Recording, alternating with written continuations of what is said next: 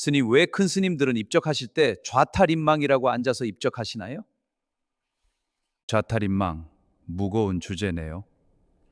이걸 제가 쉽게 풀 수 있을지 모르겠습니다. 일단 좌탈인망 경지에 오르신 큰 스님은 의도된 어떠한 것도 없다가 정설입니다. 도노점수건 도노돈수건 도인 스님들은 깨달음 이후 생활 자체가 선이고 수행이지만 그분들에게는 그냥 가장 자연스럽게 발현되는 겁니다. 좌탈인망도 자연스러운 발현으로 보는 게 맞아요. 그런데 우리는 그런 게 신비하고 이해가 되질 않으니 뭔가 의미를 둬야 편하니 그 관점에서. 이야기해 볼게요. 큰 스님들은 제자들을 지도할 때 일단 말을 하기 힘들어요. 일단 제자들이 묻는 게 뭐겠어요? 부처가 무엇이냐, 도가 무엇이냐, 선이란 무엇이냐?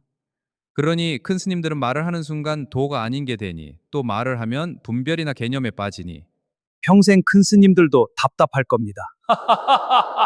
물론 저희 입장에서입니다. 그러니 격의 법문으로 부처를 찾지 마라. 네 놈이 부처다. 차나 한잔 하거라. 세속에서 말하는 뜻구름 잡는 말장난만 하게 되니 내가 생각해도 답답하실 겁니다.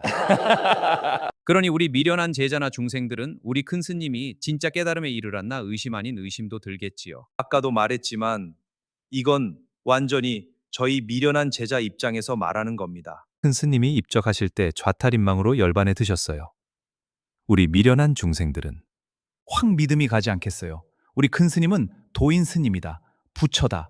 깨달음에 이르셨다. 없던 신심도 확 생겨서 용맹정진 돌입입니다. 물론 큰 스님은 이걸 바라고 좌탈인망하신 건 아니지만 우리가 그걸 믿고 싶어서 그런 의미를 두는 건 아닐까요? 다시 말하지만 좌탈인망은 도인 스님의 자연스러운 발현입니다. 그걸 해석하거나 의미를 두어서는 안 돼요. 자, 그러면 미련한 우리 중생을 또 대변해 볼까요? 좌탈인망을 보는 순간 의심이 눈 녹듯 사라지고 없던 나침판이 생겨요. 나도 큰 스님처럼 될 수 있다. 큰 스님은 거짓이 아니었다. 큰 스님은 그냥 열반에 드신 것뿐이에요. 생사가 둘이 아니니.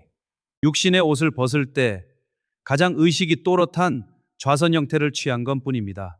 하지만 받아들이는 우리에겐 큰 스님의 대자대비한 마지막 법문으로 들립니다.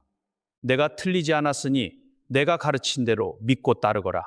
그 끝에 깨달음이 있느니라. 하지만 우린 이제 압니다. 이 또한 분별이고 집착인 걸.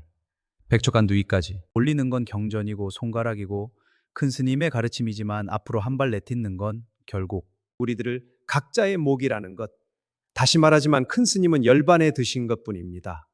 다만 백척간두 위에서는 그날까지 우린 선의 나침판으로 대자대비한 마지막 법문으로 방편 삼아 정진합시다. 좌탈인망이 우리에게 주는 법문에 대해 생각해 보는 시간이었습니다.